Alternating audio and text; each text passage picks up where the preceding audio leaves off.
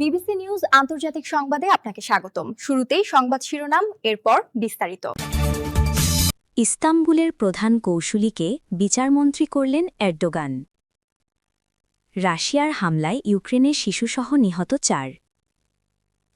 কানাডার স্কুলে বয়োভাও বন্দুক হামলা, নিহত ১০।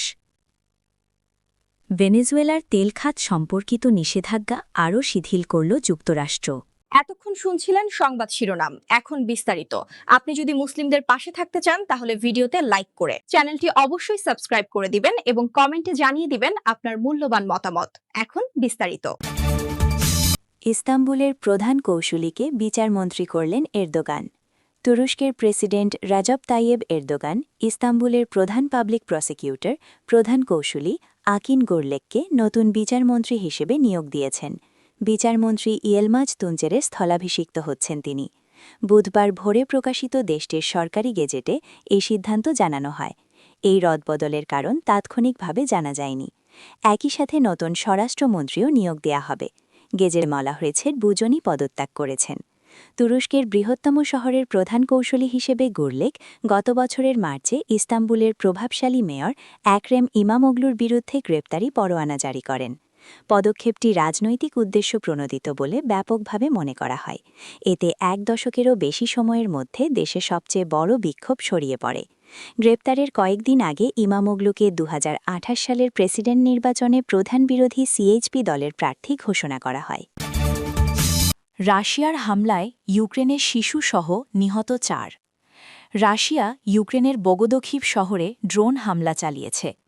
রাশিয়ার ওই হামলায় ৩ শিশু ও তাদের বাবা নিহত এবং তাদের মা আহত হয়েছে বলে জানা গেছে। আজ বুধবার দেশটির এক কর্মকর্তা এ তথ্য জানিয়েছেন। আঞ্চলিক প্রসিকিউটরের কার্যালয় বুধবার জানিয়েছে, রাশিয়ার সীমান্তের কাছে অবস্থিত পূর্বাঞ্চলীয় শহরে রাশিয়া একটি বাড়িতে হামলা চালায়। এই হামলায় বুজুনছুরি শিশু এবং একটি মেয়ে শিশু নিহত হয়েছে। রাশিয়ার এই হামলায় ৩৪ বছর বয়সী এক ব্যক্তি, যাকে প্রসিকিউটররা শিশুদের বাবা হিসেবে চিহ্নিত করেছেন, তিনিও নিহত হয়েছেন।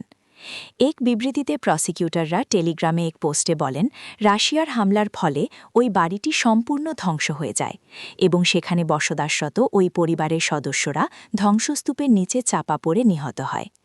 প্রসিকিউটররা আরও জানিয়েছেন, রাশিয়ার এই হামলায় বিস্ফোরণে ৮ মাসের গর্ভবতী এক নারী আহত হয়েছে। এই নারীকে প্রসিকিউটররা নিহত শিশুদের মা হিসেবে শনাক্ত করেছেন। বোগোদখিভ খার্কিভ অঞ্চলে অবস্থিত। এখানে রাশিয়ান বাহিনী সম্প্রতি পরিবহন ও জ্বালানি অবকাঠামোর ওপর আক্রমণ বাড়িয়েছে। ইউক্রেনীয় ও রাশিয়ান কর্মকর্তারা মস্কোর ৪ বছরের আগ্রাসনের অবসান ঘটানোর লক্ষ্যে আবুধাবিতে মার্কিন মধ্যস্থতায় বৈঠক করেছেন। কানাডার স্কুলে ভয়াবহ বন্দুক হামলা, নিহত ১০। কানাডার ব্রিটিশ কলম্বিয়া রাজ্যের প্রত্যন্ত এলাকার একটি স্কুলে ভয়াবহ গুলিবর্ষণের ঘটনায় বন্দুকধারী সহ অন্তত ১০ জন নিহত হয়েছেন। এতে আহত হয়েছেন আরও অন্তত ২৫ জন। মঙ্গলবার স্থানীয় সময় দুপুর ১:২০ দিকে টামলার রিজ সেকেন্ডারি স্কুলে এ ঘটনা ঘটে বলে জানিয়েছে royal Canadian mounted police, RCMP. Police জানায়, টামলার রিজ সেকেন্ডারি স্কুলে অ্যাক্টিভ শুটার বা সক্রিয় বন্দুকধারীর খবর পেয়ে তারা ঘটনাস্থলে পৌঁছে। স্কুলের ভেতর থেকে ৬ জনের লাশ উদ্ধার করা হয়। আরও একজন হাসপাতালে নেয়ার পথে মারা যান। পরে স্কুল সংলগ্ন একটি বাড়ি থেকে আরও ২ জনের লাশ পাওয়া যায়। পুলিশ ধারণা করছে ওই বাড়ির ঘটনাও স্কুলের গুলিবর্ষণের সাথে সংশ্লিষ্ট। আরসিএমপি জানায়, সন্দেহভাজন হামলাকারীকেও ঘটনাস্থলে মৃত অবস্থায় পাওয়া গেছে। প্রাথমিকভাবে ধারণা করা হচ্ছে তিনি আত্মহত্যা করেছেন। কানাডিয়ান গণমাধ্যমের খবরে বলা হয়েছে, মোবাইলে পাঠানো সতর্কবার্তায় সন্দেহভাজনকে বাদামি চুলের পোশাক পরা এক নারী হিসেবে বর্ণনা করা হয়। তবে পুলিশ এখনও আনুষ্ঠানিকভাবে হামলাকারীর পরিচয় প্রকাশ করেনি। গুলিবর্ষণের ঘটনায় ২ জনকে গুরুতর আহত অবস্থায় এয়ারলিফট করে হাসপাতালে নেওয়া হয়েছে। এছাড়া প্রায় ২৫ জনকে স্থানীয় চিকিৎসা কেন্দ্রে প্রাথমিক চিকিৎসা দেয়া হচ্ছে। নিহতদের মধ্যে কতজন শিক্ষার্থী রয়েছে তা এখনও কিছু জানায়নি পুলিশ। ভেনেজুয়েলার তেল খাত সম্পর্কিত নিষেধাজ্ঞা আরও শিথিল করল যুক্তরাষ্ট্র। ভেনেজুয়েলার তেল শিল্প সম্পর্কিত নিষেধাজ্ঞা আরও শিথিল করার ব্যাপারে পদক্ষেপ গ্রহণ করেছে যুক্তরাষ্ট্র।